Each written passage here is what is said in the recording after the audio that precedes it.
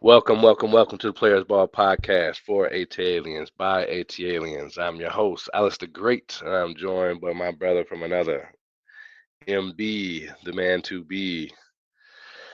Oh man, I mean, I know a lot of the topics that I know all of the topics that we're going to talk about, but this first one is a touchy one. Did you want to ease into it? You want to give a nice kumbaya to somebody or what, man? How you No, want to man, jump in? it's time to just rip the band-aid off and get right to it. All right, Falcons are trash. We're not gonna make the playoffs. We're gonna lose it all. And Uh, Michael didn't even get to throw more than 4 balls. man, that's quite the spin from a week or two ago. Yeah, man.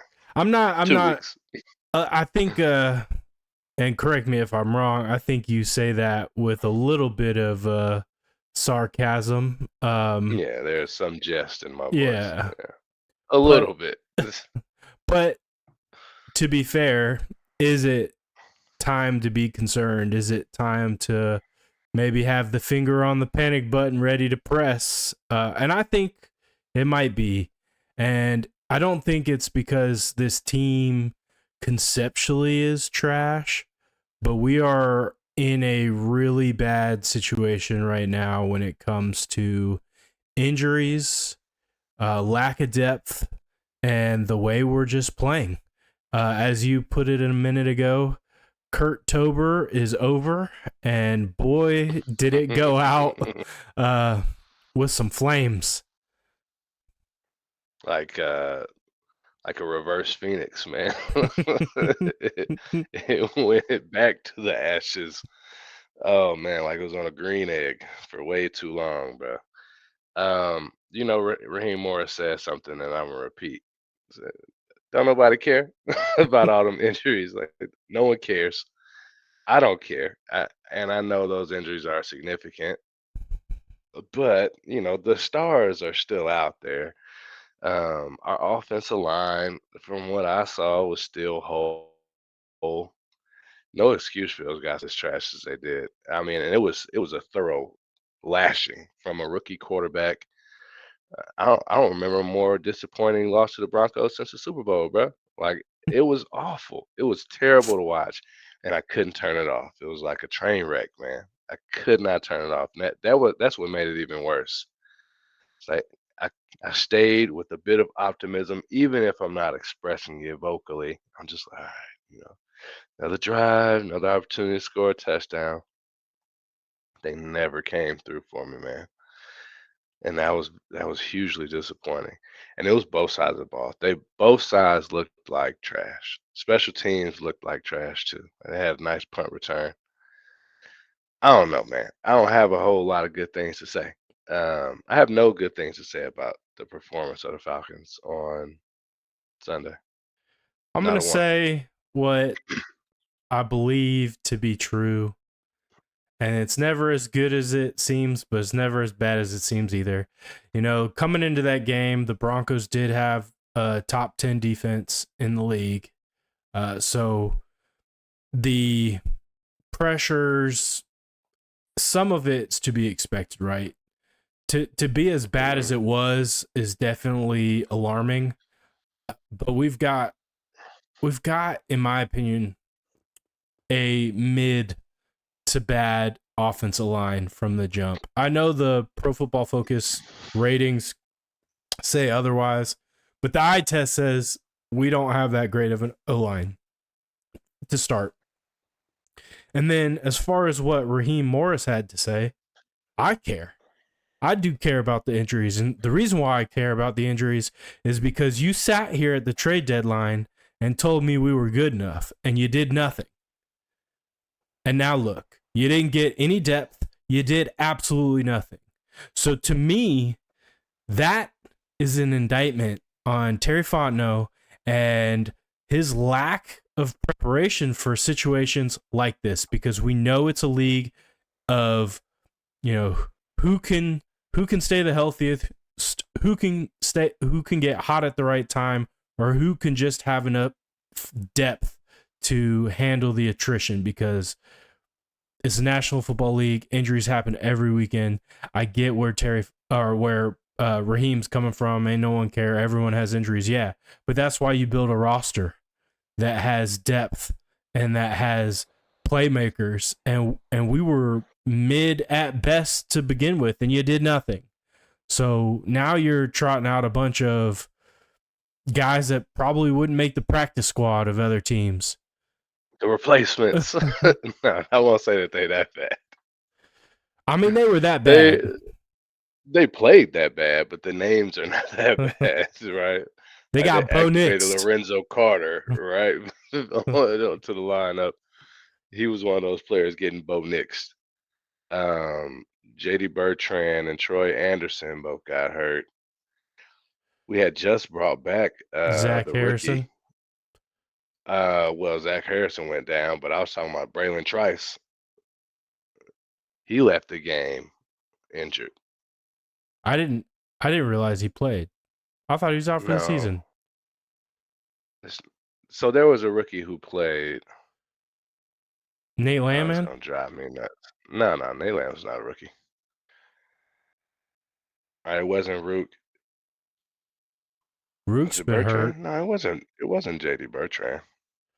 Bertrand's He is been also hurt. a rookie, but Bertrand's been hurt, and he's a rookie, and Rook Ororo has been hurt as well. But either way, my point stands. Like, you had an opportunity to go out and get better at the trade deadline, and you sat on your hands and did nothing. And we deserve whatever fate we get for those poor decision making.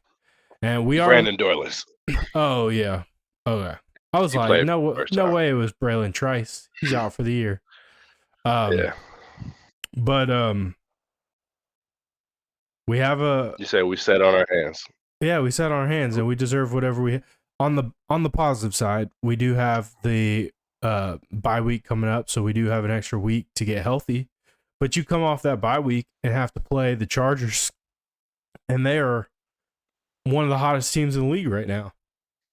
Yeah. Justin Herbert looked like freaking prime TB12 out there. I don't even know what to compare him to. He was like Michael Vick running the ball, throwing He dots like almost looked like Bo TB12. Nix, man.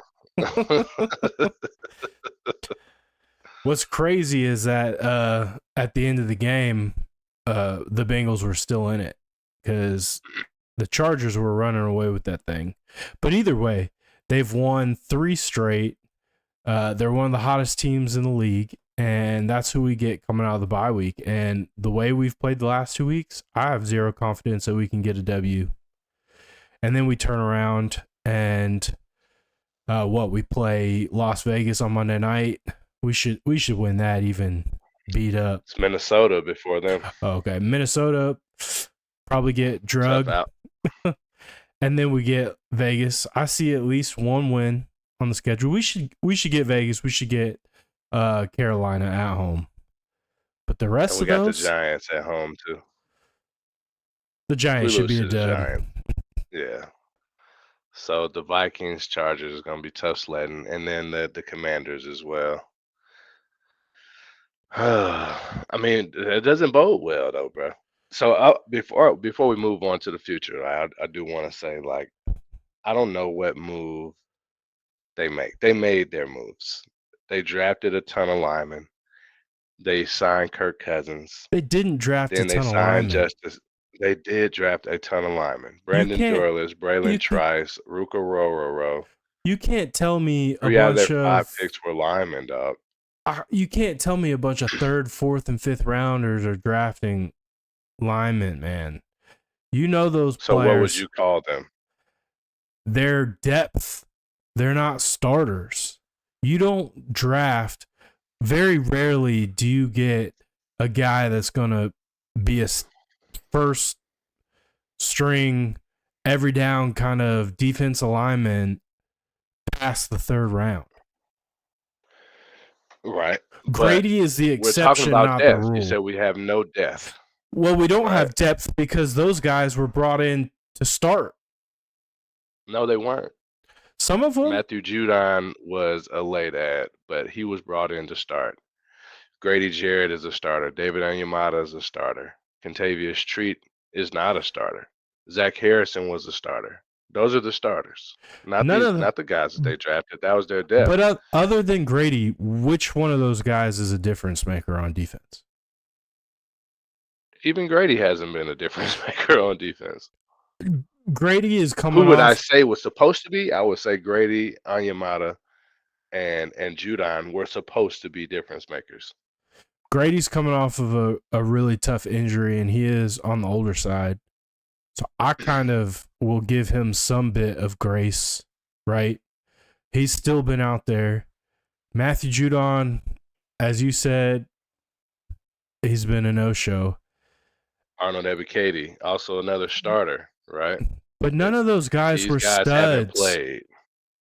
I know, but you draft these guys so that they can come into their own in a more efficient timeline, right? They drafted defensive linemen. They did. You cannot Late deny that. round. Even if it was for depth, they drafted them, and now as depth, they're not working either, and the primary defenders aren't working either. But what do you give up? Who do you give up to bring in somebody good? Because you don't have the money. You want to give up all the picks? We I already mean, lost a fourth round. you're not Won't making really have good that use many. of them, so might as well. What you So doing with your picks? give up the future to bring in a player who we can't afford to pay next year. I When it hasn't just been the defense that's been up and down on this roller coaster. The offense has definitely been up and down on this roller coaster as well. They haven't shown me that they have shown me they have the ability to beat anyone, and they have also shown me they have the ability to get beat by anyone. So that goes So you back to don't the. waste draft capital. You got You to keep give the up people that you something, have. right? You gave up $80 million for Kirk Cousins, so Yeah, you gonna that cost backtrack is that? sunk. In our business, we call that sunk costs. Now it is, right? But you go It back was as to. soon as it was done. I understand that concept. I'm saying, Okay. in hindsight, do you make that deal? Because Yeah, it sounds like you've leveraged our future and our we did. inability to put together a competitive defense for Kirk Cousins. We had a That's top 10 defense. We lost our two leading sackers in Calais Campbell and Bud Dupree, but it doesn't mean there should have been this big of a drop off. Right? We absolutely it should added have. You lost your pieces. two biggest pieces. We added pieces that we assumed were better in Matthew Judon, right? We added somebody who was supposed to solidify one of the greatest secondaries in the league right now in Justin Simmons. They made moves, dog. You You're acting like they didn't do anything. I understand they made moves, but the moves I made were a net negative because we're not a top 10 defense. The stats say that the changes that were made moved us backwards. And it could be the talent on the field, it could be the scheme, it could be Jimmy Lake, which Yeah. we've talked about. That's very plausible as well. So if But you can't the identify one result, of those areas being it, you can't bring in some superstar free agent or trade candidate that's gonna fix it all. It just don't work like that. the product from the eye test says that the talent is deficient.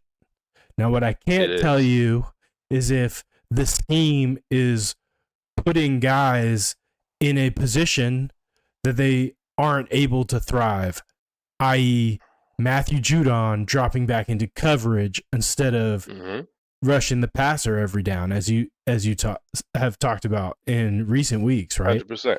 But the results are we have digressed significantly on the defensive side of the ball year over year. And the things that have happened where you lost your two most productive defensive linebacker and defensive tackle, and you replace them with someone you thought could fill the gap, but they have not. thought could elevate, and Thought they did not. could fill it and even elevate it, and they have not. And you have, I mean, the last how many drafts have we gone offense? Well, now you want to give away all the picks, so I'm not saying we're all of going. them, We're gonna go defense this draft. but if I could have gone after a guy like Aziz Ojolari, which I read something is probably fake news, where there was a deal on the table and the Giants didn't get it in time. If we could have got him for a third, fourth round pick, I'd do that, because right now you were in a position that you are in the driver's seat of this division, and you're a defense away from solidifying that and even being a contender. So what happens? We make the playoffs, we get bumped out, we have a low pick this coming year. What do we do with it? Well, it's gonna be the quarterbacks that are coming out this year. So we should, if we can get into that top What quarterbacks are 16, coming out? Shador, Quinn Ewers, Carson Beck. I don't know who's gonna draft him now, but Cam Ward, he's a senior. So I think Like you 4 or got 5 quarterbacks that are coming out. I think you have two of those names. Well, probably three will go in the top 10 just because it's a position of high need. But Yeah. really only two of those guys scream top 10, top 5 talent to me. And that's Shador and Cam Ward. Is there an Aiden Hutchinson in this draft? I don't know. I haven't heard of any big name defensive players like getting attention. I mean, James Not a one. Pierce out of Tennessee is pretty stout. He did get kind of contained on Saturday night, which we can talk about in a little bit. Georgia's got two that I don't know if they'll come out, but two linebacker edge guys, and Jalen Walker.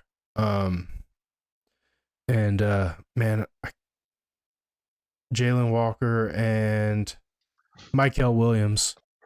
I always struggle with those two names. I don't know why, but there are guys. There's not guys though, right? I mean, James Pierce is a guy. Is he? Okay. Yeah. Top 10 draft pick? Absolutely. Okay. Beyond that though, I'm not real sure. But last year, there were a bunch of guys. And I don't hate the Michael Penix only pick. one of them's doing anything. Two of them. They're all is playing good ball. No, not the one that we were projected to get. Dallas From Turner. Alabama. He's not doing anything. Yeah. They're all being productive. No, Jared Verse and Latu. We looked at it. Jared Verse and Latu are doing good numbers. The best out of the bunch, yes, but they're all productive. They're all contributing. Our second pick, what was Trice? He's not even contributing. Yeah, he's hurt. What do you mean, dog? Rook Ororo, he's not contributing. JD Bertrand isn't a guy. Like, he's not a good.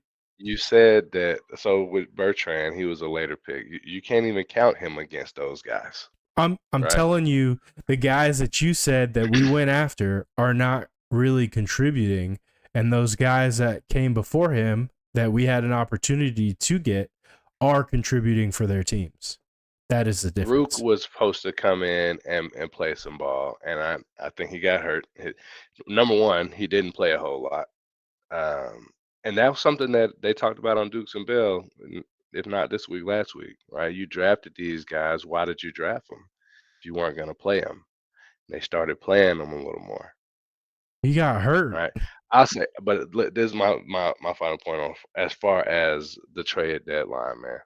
When you're making stew, sometimes it's time to stop adding ingredients and let it simmer for a little bit, because you can ruin the whole pot by doing something crazy like throwing, a whole turnip in there. You don't want to do that. We're making a stew. We don't know how it tastes just yet. We can smell it. We smell it in the air from time to time, right? But then maybe we hit it with the spoon and it's like, nah, it's missing something. Or maybe it just needs to cook a little longer. Don't ruin it. No You, one said we were going to win a Super Bowl this year. Adding one player to a defense or an offense that has not looked like they're complete, I think is a waste. I think that every day that you kick the can down the road, you end up in this mode of where the Hawks have been many times, where they're just a perennial one and done, and you find yourself in the middle rounds, drafting, and you're never really able to get over the hump. And that's where I see a potential for this team with that mindset of, oh, we're still building, right? You're always still building. You are right. So I'll say my Hawks coming for the Hawks. I think they're better off than I expected them to be so far, based on what they added. The Falcons, I think they did some work in the offseason. I commended them for that work that they did. I'm not gonna now rescind my my praise because it hasn't shaped into exactly what I think it's gonna be. And I'm with you. Were you on? You was on the train. I am on the train. I will say where my frustration lies is we had an opportunity to go out and show that we were all in. And I say all in with air quotes, not necessarily give up the farm, but at least go That's out. what you're saying. I'm saying go out and do For the player something. that was gonna move the needle, you got to do a lot, dog. You don't want to bring in. We already got enough bums, mid tier guys who can show flashes. We have enough of that. Right now, we need bodies.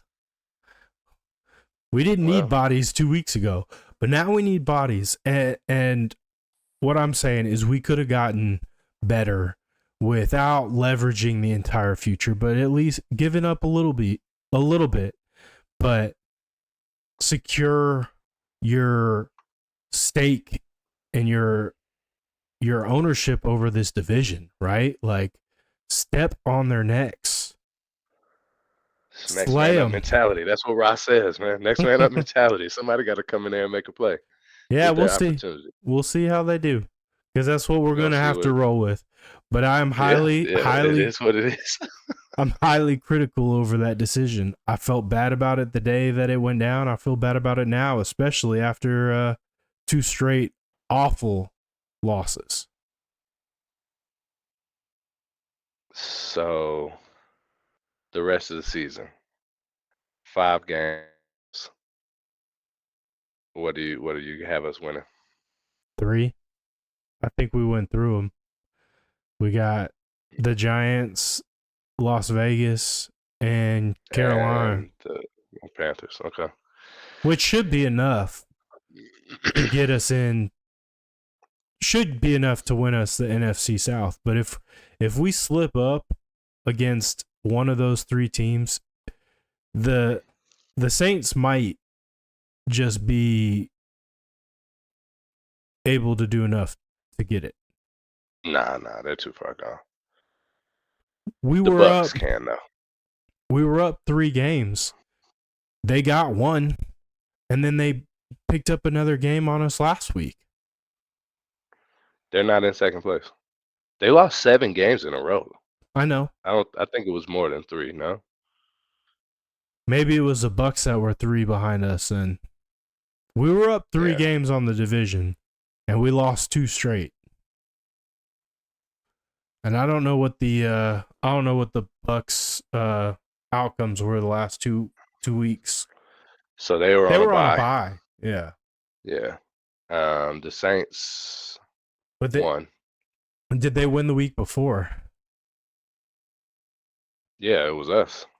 No, I'm talking about the Bucks. They were on a bye this week. But did they win the week Oh no, before? they lost, but that put them. They're still in second. So we're 6-5. They're 4-6. The Saints are 4-7. Yeah. But they've had their bye. We have no. We have a game on the Bucks. We have the tiebreaker because we beat them twice. Oh yeah, the Bucks. Yeah, I thought you were talking about Yeah. the Saints. Yeah, No, the Saints, yeah, we split with them. But the Bucks schedule is easier than ours. Giants, Panthers, Raiders. So those are our three wins. They have those teams. They got the Chargers, which maybe they lose to. we have The the Chargers. Cowboys are, yeah, so do they. Yeah, So let's say that's a push. push, yeah, 3-1 push. Dallas, trash. They're gonna beat Dallas, and then they play the Panthers again. Ooh, yeah, Right, so they're at 5-1, where we're at 3-2. Now, if my math is mathing correctly, because we own the tiebreaker, we would still get in if we end up with a tie record, which I think that would end up being a tie record for them. yeah. So like I said, if we take care of business and win those three, we should be in. But if we slip up against any one of those three, uh, it might get dicey. Saints have a harder slate. They play the Rams, who are pretty hot right now. They get the Giants as well, but then they play the Commanders, the Packers, and the Bucks. Yeah. Yeah. I mean, it's still in our grasp. I'm not gonna be full doom and gloom. I am pissed, right? That's 2 straight weeks where they just play like trash. Just say Kirk. There's a stat that I heard that Kirk Cousins hasn't had back-to-back games without a single touchdown since like his rookie year. Yeah, it's like 2016, I think. Yeah, crazy. Yeah, awful. Yeah. All right, so there was a topic I wanted to ask you a question about that happened in the game. It was a fourth down. The Broncos decide to go for it. Bo Nix drops back, throws the ball. Receiver hits his hands. He drops the pass. It's ruled incomplete. It's reviewed and overturned. Has to be the worst call I have ever seen. Like, not even close. None of the broadcast crew understood the rationale. Yeah. I mean, it's this age old question: what is the catch? Well, there was no question that wasn't a catch. Like, Right. not even close. So, what my question is, we live in a day and age where officiating across the board, pro, college, seems to be declining rapidly. There are controversial calls in every game. The Falcons have had several this year. The Chiefs have been the beneficiaries of a lot, most of them, I'd say. Yeah. It brings this up, and we now live in a day and age where sports gambling is legal, and it's everywhere, right? It's a big business. There's many businesses that have been started just to capitalize on the industry, right? Like the FanDuels, the underdogs, the prize picks, you name it. So Yeah, it's a lot. my question is, do you think it's twofold, right? Do you think sports gambling is a good thing? Do you think it tarnishes the game? And do you think it inadvertently or advertently is playing a role on outcomes on Saturday, Sunday via refereeing? Nah, I don't think sports betting is a good thing. It's not that I'm against gambling. I think that it adds levels of shenanigan, possible shenanigans to the game is why I would say that, right? If there's been people who have been caught gambling on themselves, on others, And if a referee were to do it, right, what is that, a lifetime ban? But what does that mean for the team that they tanked? So first part, no, I don't think it's good for any of the games. Um, I kind of answered the third part, which was, I do think I don't necessarily think it's the referees, getting into shenanigans, right? They are human, and all humans are flawed. They're going to make mistakes.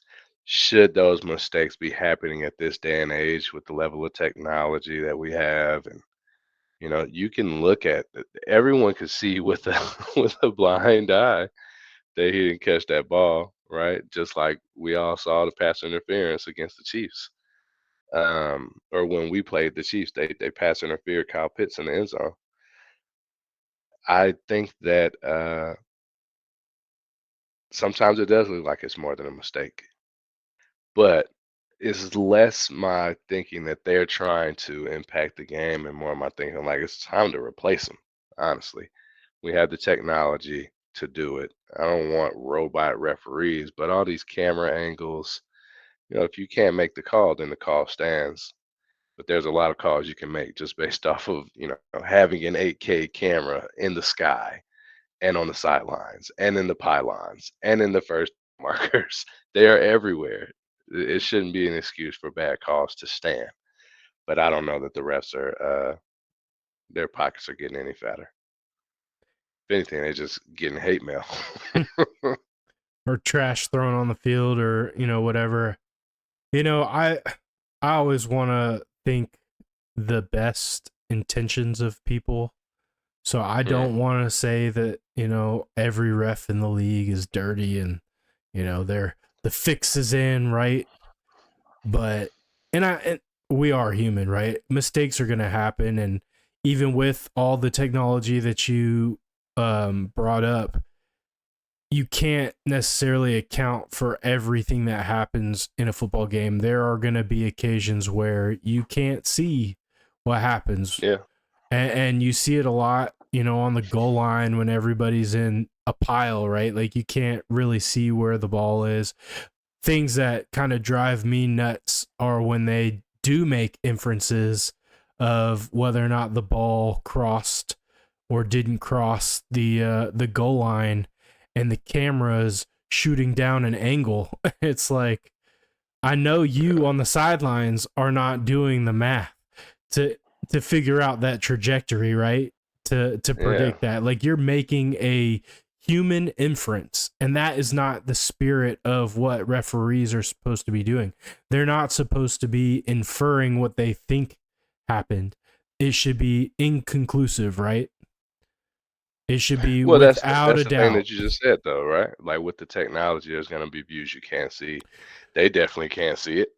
If all the cameras on the field couldn't get it right, I'm But sure the that referee wouldn't either.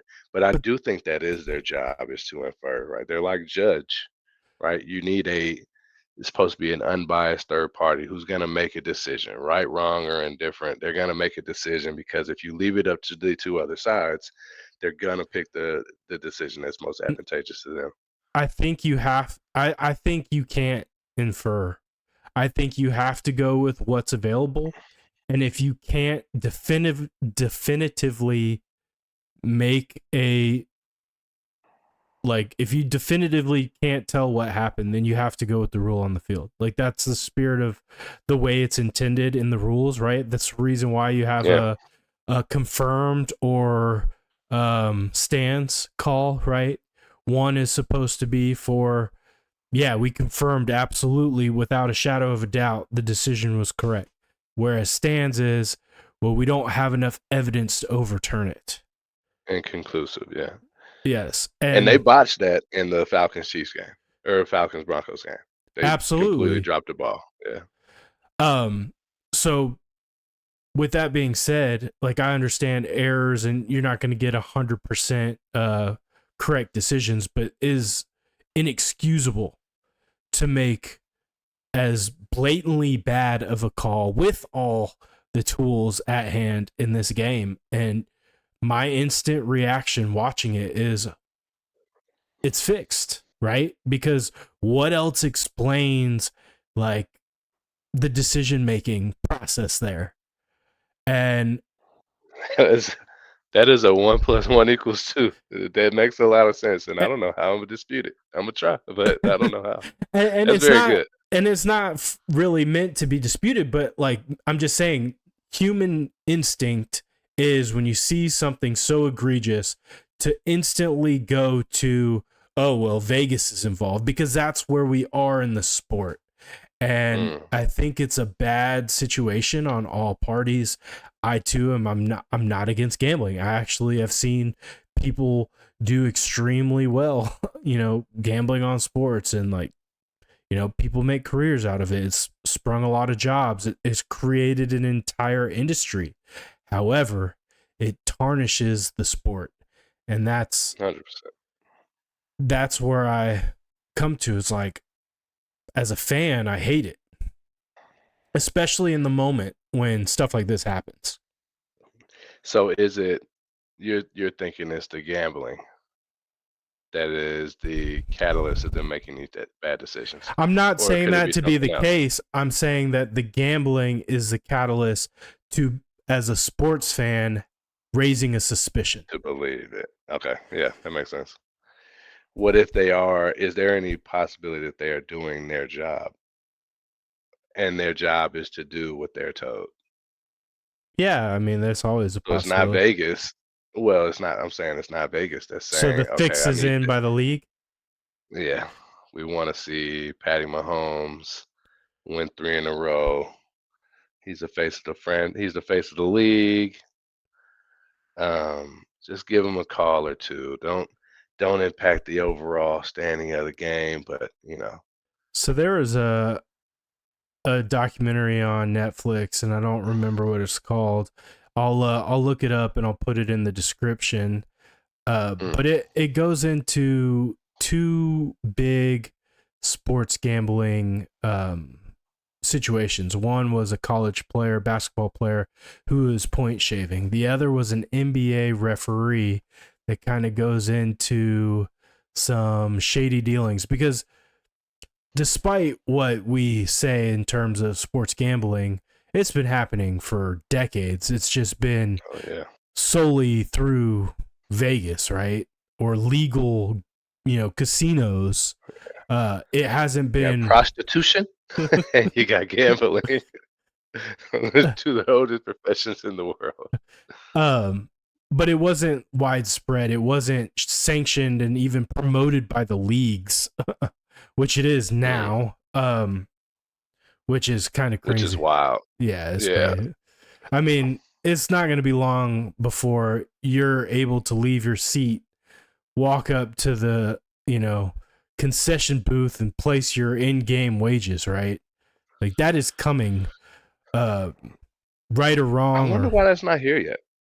well, in You've been able to do Georgia, that in races for a while, yeah, I don't know. Maybe like it's horses and dogs.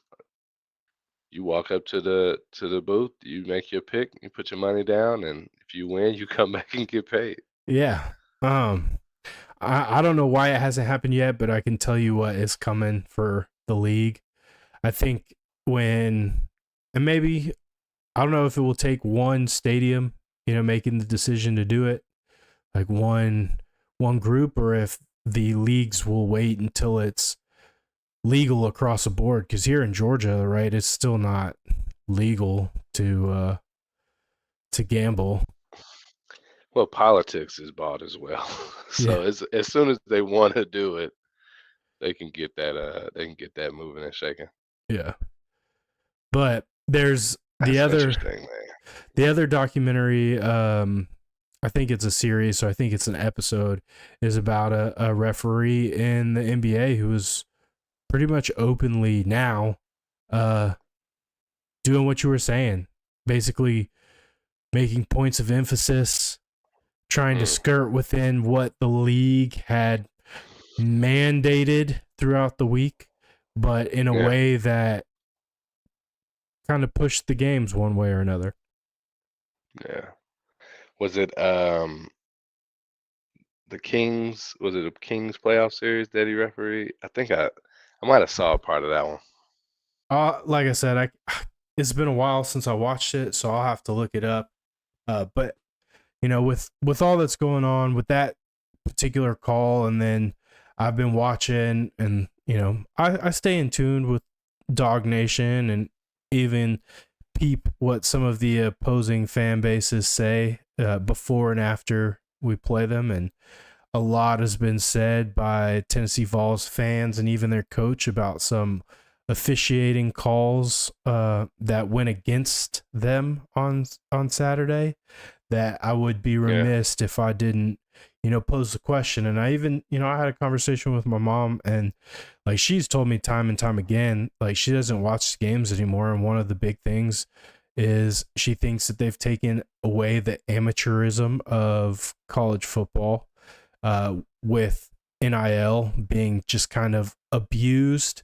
It's not really operating in the spirit of the law, or in the spirit Mm. of what it was intended for, which is, if you're a junior, senior, whatever, if you're a star, you can, profit off of jersey sales, autograph appearances, appearing in commercials, this and that, which, they are, but it's more of a pay for play, uh, under the guise of all those other things, right? Because it's these collective groups that are orchestrating contracts to pay freshmen coming out of high school in order to come to them, or guys coming out of the transfer portal. So it's that, I don't and even know then, how hidden it is at this point, well, it's not, right? Like because it's completely it's widely within, discussed at this point. yeah, Yeah. but it's completely within the the rules, right? Like they're not Lack or breaking. the lack thereof. The rules. Well, yeah, It's like the Wild Wild West. it is, but no one's doing anything shady. It's just when they made the rules, they were vague, and someone was smart enough to figure out a loophole, and everyone's exploiting that loophole now, right? Which is, oh, I'm just going to create a corporation. It's going to be a group of boosters, and we're going to sign these NIL deals, right? The booster community to me is one that is quite perplexing. Uh,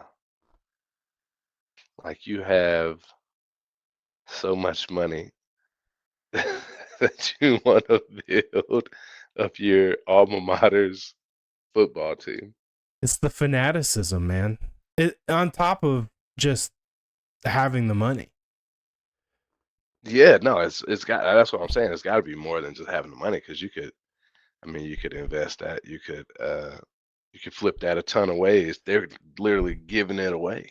I'm gonna give my money to Trevor Etienne, right? So Like, Michigan is so desperate for a quarterback that the number one high school quarterback is committed to LSU, and they offered him $10.5 million for 4 years to come to Michigan. Supposedly, he per declined year. it. No, over 4 years. That's a bad deal. Yeah, That's half of what he's getting at LSU. I was about to say that's crazy. And I'm saying he's getting half of that from LSU. It would be Oh, he one of chose a yeah. it would be one of the bigger NIL deals known for a high school recruit. And Dave Portnoy, who I know you love, you With a can't stand passion. him. I I don't can't stand Dave. I don't mind Dave so much, but I also don't get into a lot of his politics. I like his pizza reviews, and I think he's kind of funny Yeah. sometimes.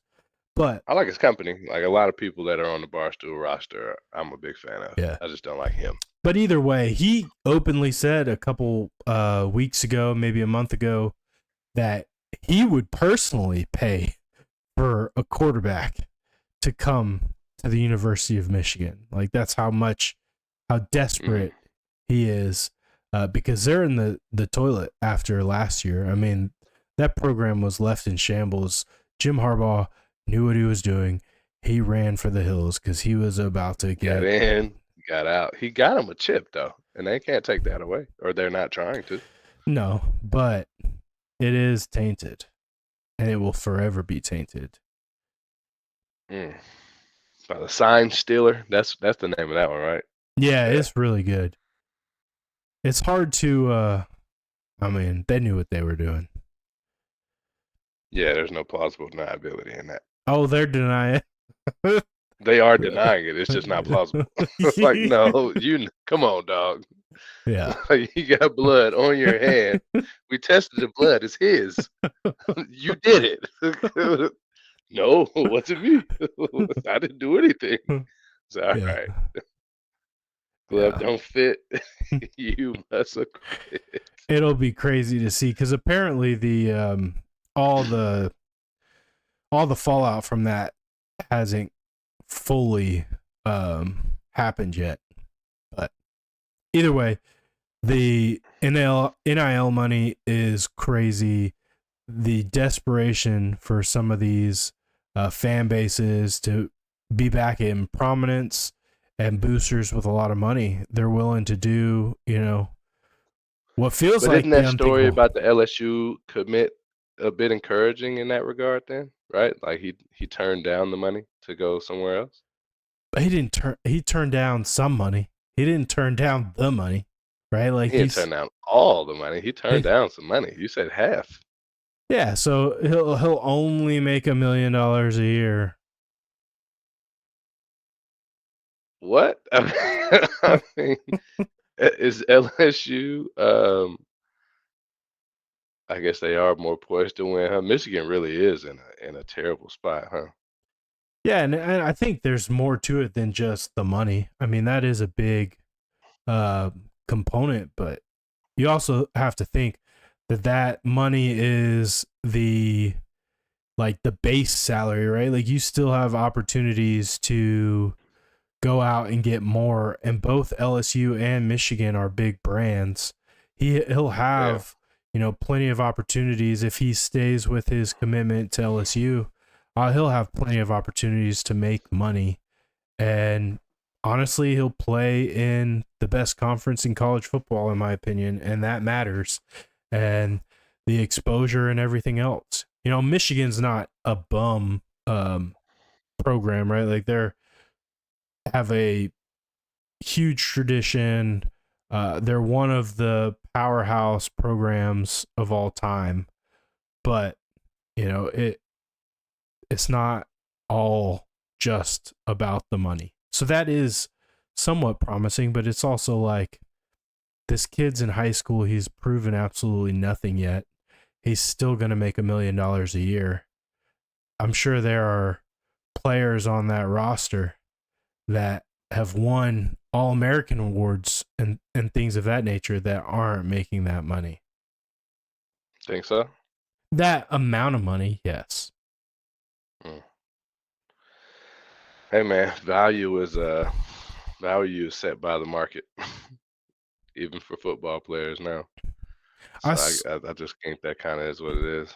I saw an interesting take because, as you said, it's the Wild Wild West, but to try and reel that in, one of the ideas what is to like kind of set a salary, like a universal salary for say starters, and then second string, like have set levels with set earnings across the board and make it equitable so that Hey man, you it's take your socialism down the street, but this is America. I'm the best player in the country. I am not getting paid like a third string, defensive back. but see, I think would be interesting, because I'm not saying you take away NIL. That's more of like a revenue share.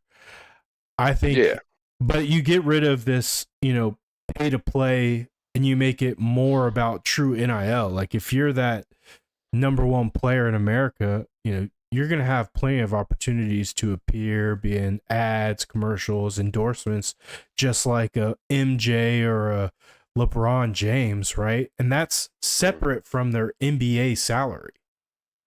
right. I'm talking So you're saying about, a salary across the board for everybody. yeah. And then let let them do Well, endorsements. what does that do for the NIL problem? You ban collectives. Oh, ban the collective. I got you. I got you. And then it goes to the true spirit of name, image, and likeness. I got you. Yeah, no, I like that. Yeah. I like that. That could work. What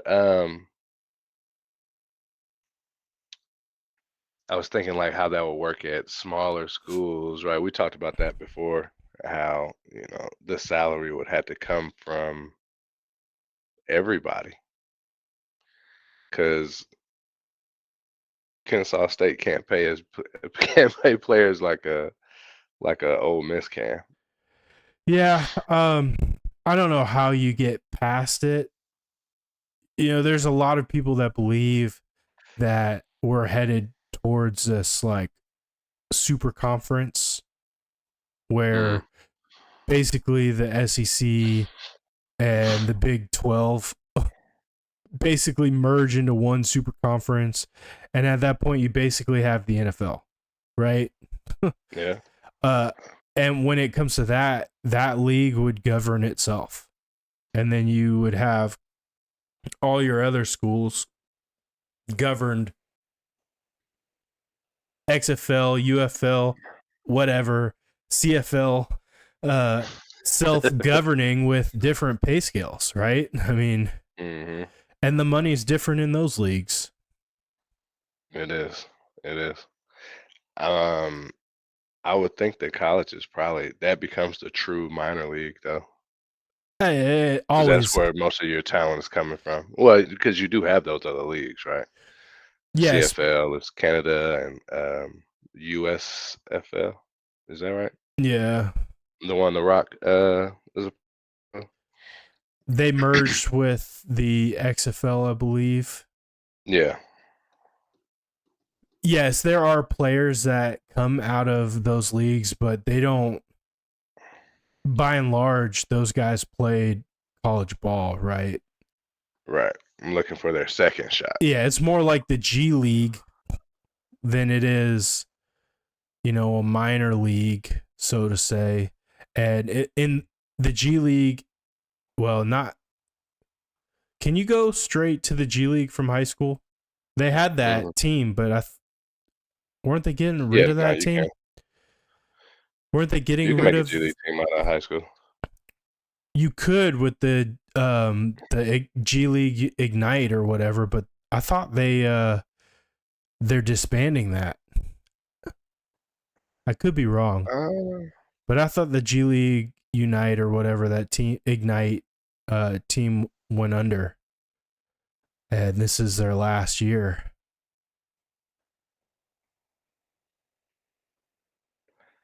no. Okay, but that's Yeah. that's newer, Yes, you right? can go straight to the NBA G League from high school as the league minimum age is 18. With a year removed from high school. Those are the rules for the NBA draft. You have to be 19 No, it and says allowing elite high school players to sign directly with the G League. So you have other avenues to do it, right? Like the league that's here, but that's high school. but those G League Ignite players are not signing with an NBA club. They're signing with the G League itself, and they still enter the draft the same way a college player enters the draft. And Yeah, well, okay, I get what you're saying. in order to be eligible for the NBA draft, you have to be 19 years old and 1 year removed from high school. Right. But that whole model is newer, right? It used to be you either play college ball or you go overseas. Now you have the G League option. Football really only has college. Right. You go college to the NFL. If you don't make it, maybe you go play in one of these other leagues and hope that, you know, you get a chance. But those very rarely happen. Yeah, I wonder why I mean, I guess there still has to be some level of academics, but they talk about, the bird classes they go to. These student athletes aren't taking a bunch of classes. I mean, some of them are. Nicobe Dean was a engineering student. He graduated with an engineering degree. But Yeah, he's one majority of of what? majority of them are not taking the academic side serious. They're Right. there to get a football degree. They're there to serve their 3 years, which is the required amount, and then they're off to the pros. Wonder why more people wouldn't. I guess the exposure is higher in college, especially if you go to a major program. Like if you didn't want to even, participate in the academic sphere at all, you could just go There's to another league. there's not really other leagues to go to that are going to get you the development and the level of exposure, as you Yeah, said. yeah. And now, right, you can do that and you can make $1 million a year. So you could be Why not? Carson Beck out here driving a Lambo and having his own Chipotle bowl. I mean, and selling internet. Is he selling internet now too? Yeah, he's got some Is it sort with of Comcast? some. Xfinity or something? I'll have to look it up. He's got some sort of internet ad. Hey, who's gonna be left holding the bag with the college football playoff? Because somebody's not gonna make it. That a lot of people are gonna want to make it. And I know the increase from 4 to 12 was supposed to, uh, obviously it lets more people in, but it was also supposed to mitigate, some of the abuse that the the decision makers have. I think it's gonna be worse. I think Just so looking too. at the people who lose, who have lost, right? Like you got one undefeated team. That's it. They're the only shoe in. Everything else is subjective to your opinion on how good someone's or how tough someone's schedule was, how good someone's division was, or how qualified this win was versus that win, and all of that's subjective. To I don't. some degree, It, like some of there is some objectivity to it, right? Like hey, if Georgia State is not better than Alabama, then it's all subjective. no, it's objective. There is level of subjectivity, especially when you get towards the top, right? Like when you're evaluating, say, a Georgia or an Ohio State. Georgia has played subjectively and objectively a much tougher schedule. But when you watch the two teams play on the field, it's hard to say which team is truly better, right? Without them playing and facing off. So the eye test is difficult to do when you get towards the upper echelon teams, right? You got the Texas who has looked like the Oregon and the Texases have looked like the best teams in college football. Throw Ohio State out there too. Um, but when Georgia faced off against Texas, they absolutely blew them out of their own home. They did not look. They didn't look like they belonged. And when Oregon played last week against I forget who Wisconsin, they didn't Yeah, they look barely won, right? yeah, Yeah. they barely won. So it is really tough to gauge who's who. I will say that there is some home bias to this, but nobody in the country, at least on paper, has the resume Georgia has, right? Georgia's beaten Clemson, they've beaten Texas, they've beaten Tennessee. Yes, they do have two losses, to one to Alabama and one to Ole Miss, both on the road in hostile environments at night. One was an afternoon evening game with weather involved, but either way, those two losses are much better losses than anyone else out there, right? Tennessee lost to an unranked Arkansas, Alabama lost to Vanderbilt, Ole Miss lost to Kentucky. Like Mm. how do you make sense of it all? It doesn't seem like it's gonna be a very easy job. Texas where their only loss is to Georgia. Who else have they played on their schedule? Michigan was supposed to be like a big game on their schedule. We all know how that turned out. And they won't really play another tough opponent until Texas A&M, the last game of the year. So They almost lost to Vanderbilt too. They had a scare. Yeah, they did. Oh, what And about so is Kentucky? Have they regressed they back have down to the pits? Okay. significantly. Yes. I think they have like 3 or 4 wins on the year. They're not bowl eligible. You have to win 5 or 6 games to be bowl eligible. That They assumes have an injury? Do they have some transfer outs or? they haven't had transfer outs. I don't know about injuries. I don't really follow Kentucky closely. I know they have had quite a few close losses. But beyond that, I don't really know what happened. It's a hard league, man. Every week you're going to get, someone else's best potentially. Yeah. Yeah. Now they had a hard little schedule. Yeah.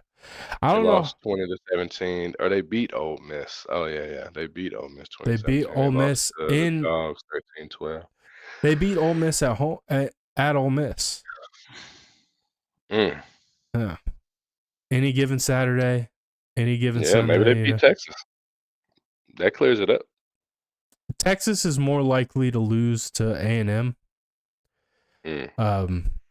Tennessee has to play Vanderbilt, which they could lose to. I don't know. Florida just went out and beat LSU. Florida could potentially beat Ole Miss. So in the next 2 weeks, a lot still has to shake out. But let's just say everything happens as expected and all these teams went out. Except for A&M and Texas, one of those teams has to lose because they play each other. You could have 6 2-loss SEC teams all sitting there at the top. And how do you decide who plays in the championship without divisions or conferences? So I don't know all the tiebreakers, but head-to-head is the very first. The crazy part of it all is Alabama beat Georgia. Tennessee beat Georgia beat Alabama. Texas. Tennessee. Here are the light games, right? Alabama beat Georgia and Ole Miss. Ole Miss beat Georgia. Tennessee beat Alabama. Georgia beat Tennessee. I think there's some more in there. Georgia beat Texas. So it's I don't That's know. a crapshoot, bro. I'll have to do some research on how they determine it, but if I'm honest, I don't really care about being in the SEC championship game. I would rather be at home. I'd rather have the extra week to get healthy and to work on, fundamentals and things and prep for the playoffs. And as it is right now, we don't know the rankings. They come out tomorrow night, but Georgia should be firmly in the 12-team playoff as long as they win their next 2 games. You would rather not play in the SEC championship and have a bye, because that's what's at stake, right? Well, you have a bye for the championship week, but if you play in the SEC title and you win, you get a first round bye in the playoffs. Yeah, that's what I'm talking about. The first round playoff bye to be a top 4 seed. But is what's at stake in the SEC championship. So you want to play in that, right? No, I think you don't, because what happens if you lose in the SEC title game? You don't make the playoff. Exactly. So why risk a loss when you have a guaranteed home game if you don't play in the title game? Because you're gonna play that first round playoff game at home. The I'd rather have a home 5 through 12 seeds are playoff. home games, or the 5 through 8. The top seeds of those, which I'm Yeah. assuming Georgia will be one of those. If they win out, Mm. I would rather a playoff home game than lose a meaningless SEC title game and sit at home without a chance to play for the title. I think you gotta earn your spot, man. Uh, uh, it's not meaningless to have a playoff bye.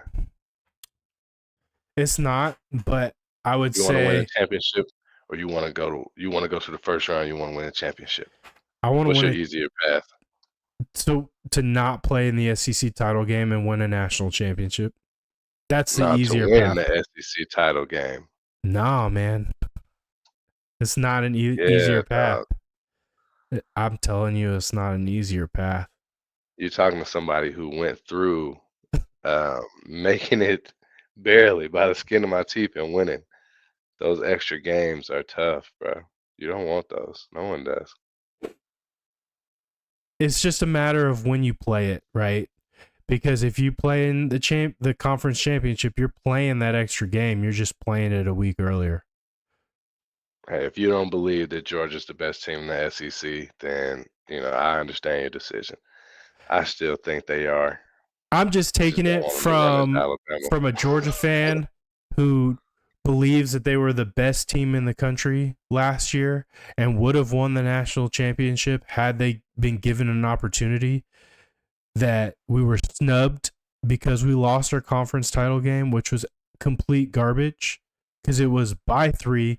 We had a very controversial call not go our way, and that was the only game we lost all year. All those other teams, not all of them, Because they didn't let Florida State in.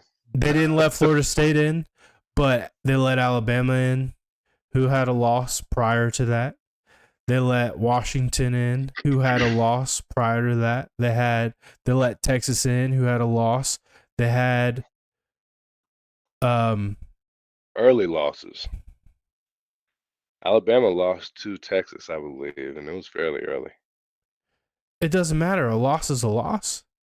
Well, it was forgotten at that point, right? Texas lost Georgia's to loss unranked. Texas lost it to was an the freshest loss, bro. Texas The most lost recent loss was to Oklahoma. Georgia's. But that's my point. They did lose, and you should have to win. But who is the better team in reality? Georgia. Georgia was better Oh, than were those they? teams. Okay. Yes. Maybe they didn't make it.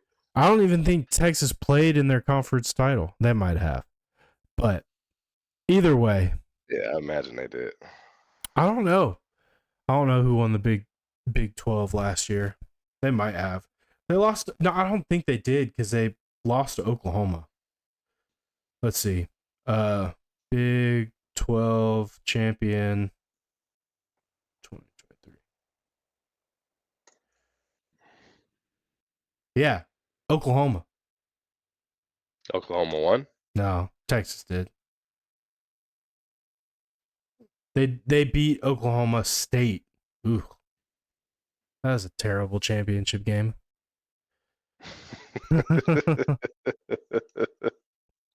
But either way, I think it's hard to leave a team out after the prior year.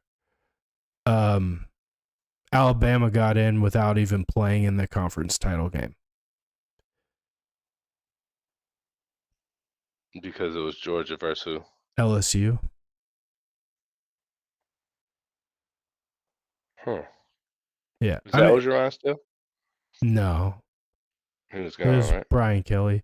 That was the iconic picture of Carter holding up Jaden Daniels from the sack. Do you know what I'm talking about? Oh, that was Jaden. No, I don't remember that, but it was Jaden Daniels.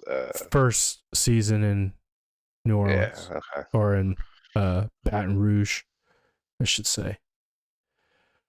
Yeah, so the committee had set a precedent with prior years that you didn't have to play in the conference title and you could still get in. I mean, And look at Notre Dame. They're not even in a conference, which yeah, I don't think that's not fair. I don't get why they have such prestige. they've been allowed to do it. I don't think BYU's in a conference either. Yeah, they are. They are now then, but they weren't always. They were an independent. Yeah, BYU's in the Big 12. Yeah, I mean they should be forced to join a conference. I'm with you. The reason why they didn't was they were allowed to negotiate their own TV rights deals with NBC for so many years, and they made tons of money. But Yeah. Hmm. The FBS independent schools. is UConn Yeah, one? that's Thought there was like 3 of them, but BYU was one of them. They must have changed, and I don't remember who the other ones are. nah. I thought I recognized that. UConn football is AAC, Okay. American.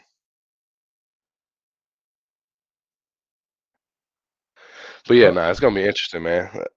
We talked about dogs a little bit, man. They had a good win. I want to shout out. Nah, I'm gonna bring him down to earth a little bit. Then I'll shout him out. Carson Beck. So the play of the game that I saw was a reception where my man was in the air. He catches the ball. He bumps off of like very amazing body control, like in the Alabama game. He bumped off of the defender, and then he was able to sprint off for another 10 or 15 yards. He should not have thrown that ball. That was not a good. If that defender was paying attention at all, that would have been a pick. But he did his both the touchdowns they threw were absolute dimes, and then he had a nice one to the outside as well.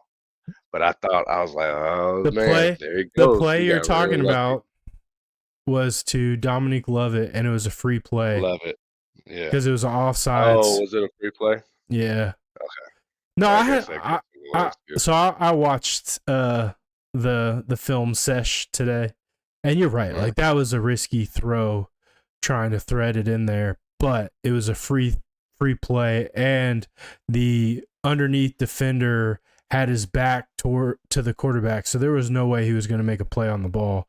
So it had to have been the over top safety to make the play. So like I understand the decision to throw it, but yeah, I mean if it wasn't a free play, whew, I'm make you not giving nervous. him that much credit that he even knew, right? No, there were 2 free plays where he took shots, and Okay. he missed, I think, on one of them. He hit on that one. But I will say the play of the game for me was early in the second quarter or late in the first. It was a third or yeah, I think it was a 3rd and 10, or it was a 3rd and long, and Carson drops back. He tucks the ball, kind of squeezes between the guard and the Yeah. tackle, breaks a tackle, and ends up taking it for the first down. But he doesn't slide, he doesn't dive, he trucks the Yeah, safety. he leveled the boom He on my lowered the man. shoulder and hit that man. You see his head go whip back, Mhm. and then he stands up and he's a little dazed from taking that smoke. And I will tell you, He had a bunch of good runs. he had 2. But I will say why I think that play was significant. Up until that point, Georgia's offense had kind of been, more of the So, same, just yeah. inconsistent, drop passes, you know, not really in rhythm. After that play, you see the offensive linemen run up, getting into it, fired up. Like the whole emotion of that team changed. I think that was I've been critical of Carson's leadership, and I think, you can say whatever you want to say, but for people to really buy into it, they have to see that you are giving it your all, and you have to go out there and lead by example, not just by the words. And I think that was that play for Carson. He went out there and he showed his heart. He showed that he came to play and that it fired them all up. And from there on out, Georgia went 31 unanswered points, I think. I think they went on. Yeah, they didn't score in the second half. Maybe that's the play that that rights the ship. We'll Because it see. wasn't a complete game; it was a complete half. Second half, they were good. They played, I would say, 3 solid quarters, right? Because they were down 10-0. And they came in, it was 17-17, I believe, at halftime. And Yep. Tennessee got the ball first. And the defense, in total, they played okay for 4 quarters. They played great for 3. They played okay for 4. The offense really played, I'd say, 3 quarters of solid ball, really a half of excellent Yeah. ball.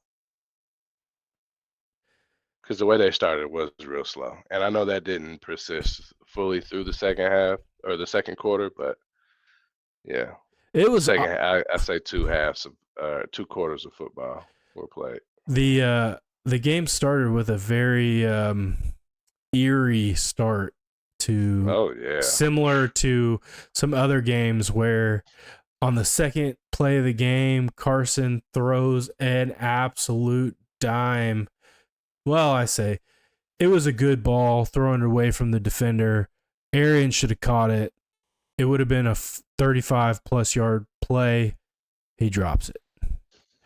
It wasn't as good of a pass as he dropped in on either the Texas or Alabama game. I think it was the Alabama game where it just went right through his hands on like the first play of the game. Or third down. It was on the first drive. Then on the other side of the ball, you had that Sampson kid. He looks like a very little guy. That man was running like Derrick Henry out there. I think I told you how strong their run game was last week, and Dylan Sampson leads. I think he broke the Tennessee single season rushing record for touchdowns, or the SEC record. He's a record holder for rushing touchdowns in a season with 2 to go. He's 5'9", 200 pounds. He's been the most productive running back in the league this year. Yeah. Oh, in the SEC. Yeah. Not college football. Right. I was like, oh, he's not close. No. Ashton Genty is on another level. But no, he leads the SEC. I knew he was going to come in with ill will for them. Yeah, he runs very aggressively. I enjoy watching him, especially when he didn't score, but he's a hell of a runner. What'd you think of Hawaiian Snoop? I hadn't watched them play before, so I felt like he was very hyped. Very hyped. Yeah. He didn't. I thought he was gonna get active with his legs, and he had a pass or 2, but nah. The way that they were talking, because he was a Heisman candidate the first couple weeks of the season. Yeah. And he didn't look like that. He didn't look like that on Saturday. He's one of those. I think he was one of the first big time NIL quarterbacks. Came in with a lot of hype. Redshirted last year, so he's a redshirt freshman. And yeah, I mean, he came in with a lot of hype. And I think he's underperformed. So he was he was an injury risk, like coming in, right? Right. He had a concussion in his previous game, I believe, or he was he left for concussion precautions in the previous game, and he was cleared to play. He's from Long Beach and everything, huh? That nickname is very. I thought it was just because of the way he looked, tall, slim dude. I don't know if that's a He's real from that. nickname. That's what I call him. Oh, he's from the LBC, bro. He reminds me of Calvin Six Brodus. six. Yeah, nah, 100%. Light skin Snoop. Hawaiian or Or Hawaiian. What'd you call it? Hawaiian the Snoop. Hawaiian Snoop. He's either Hawaiian or Amalei how'd you say it? Amalei. I don't think that's correct, but we'll go with it. He's from Long Beach, California, though. He Yeah. ain't from California. He's not from Hawaii. Yeah, but what's his heritage? Brother, I'm gonna claim him. Okay. The Olympics, the race draft. I saw a hilarious video earlier, and it's a Tennessee fan, and they're talking about why their child pronunciates things certain ways, and I'll link the video in the description. But it's a father. He asks his young daughter to say spaghetti, and she's like spaghetti, and like she mispronounces it, and she says, "Who is the quarterback for Tennessee?" And she goes, "Nico Iamaleava or whatever his name is," but pronounces it perfectly. Perfect. You can't say spaghetti. It's like the Picano girl. Yeah. He is Samoan. He's of Samoan descent. Yeah. I mean, with a name like Iamaleava, His I've first got to name is see. Nicholas. Yeah. Nicolas. I got to see the phonetic pronunciation of his name. Iamaleava. Iamaleava. Yeah, we're terrible at it. Iamaleava. I mean, that's the phonetic pronunciation. Yeah, man. But look, man. We've been on for a minute, man. We've been on as long as we've been waiting for the Atlanta United to have a playoff game, man. So if we want to close on that, man, wish these fellas a successful game against Orlando. I feel like I heard somebody say that was a home game, but there's no way. We're AC, right? Yeah, no, it's in Orlando, I believe. It's our heated rival with Orlando. We've faced them, I think I saw 24 times, never once in the playoffs. And we hate them. They hate us. Should be a good game. Those boys need to go out, get it done. Can't be losing to our rivals. Yeah, nah, man. It's for suckers. So, it is crazy that they have this 2-week break and they had a week off between the, each game of the 3-game series. Yeah. But I understand that this break is due to some international duty. And I did see a report that the MLS is looking at adopting the international, so like the European League calendar, because we aren't on the same calendar as Europe and all the other leagues, which does create its own set of challenges when it comes to international duty and everything else, where those leagues take breaks, right? Like we're mid-season, and we have suffered in years past from Joseph Martinez and even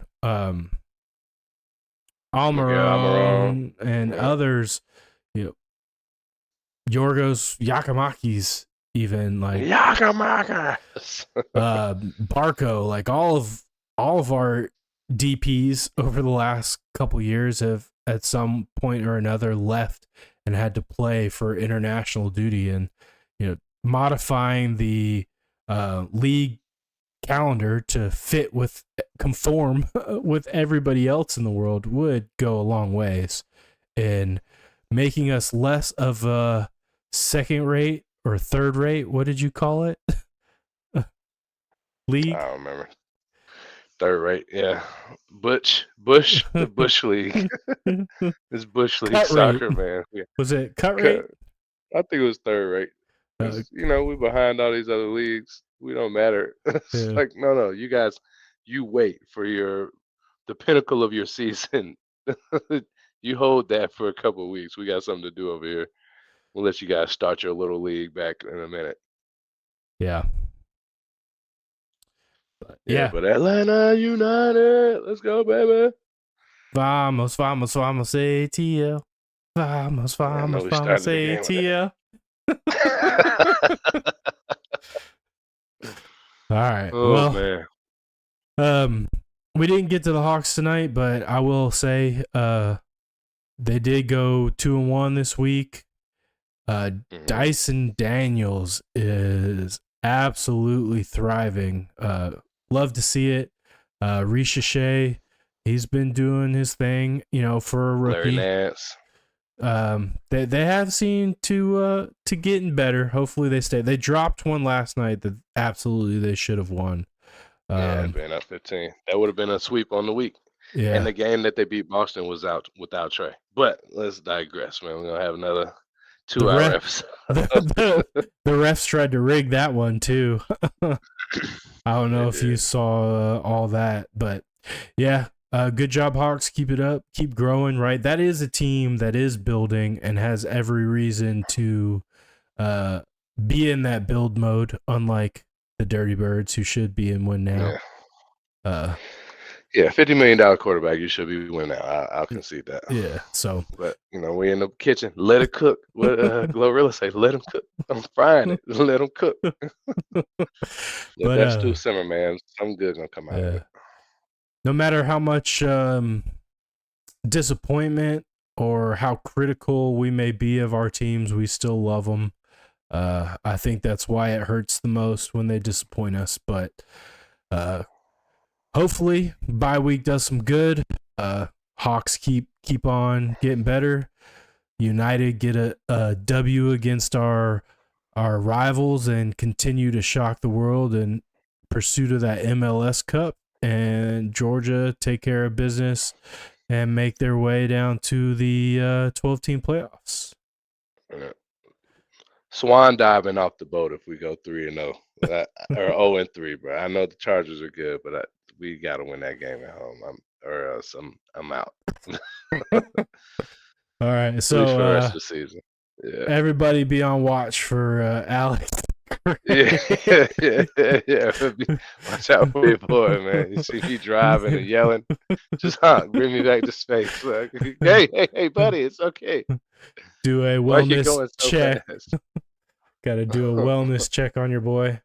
But yeah, man, it's been fun. I've enjoyed this one. We talked a long time about some topics that aren't necessarily weekly relevancy, but have longer term relevancy. And I think they're hot button topics, right? Like I could talk NIL, I could talk officiating and the lack thereof for days. So I thoroughly enjoyed it. I hope y'all enjoyed it. If you did, hit that subscribe button. If you didn't, hit that subscribe button. Help your boys out. If you want to hear some more, if you want to get notifications on our next drop, hit that notification bell and interact with us. Leave us a comment, and we appreciate all y'all. Much love. Peace. Peace.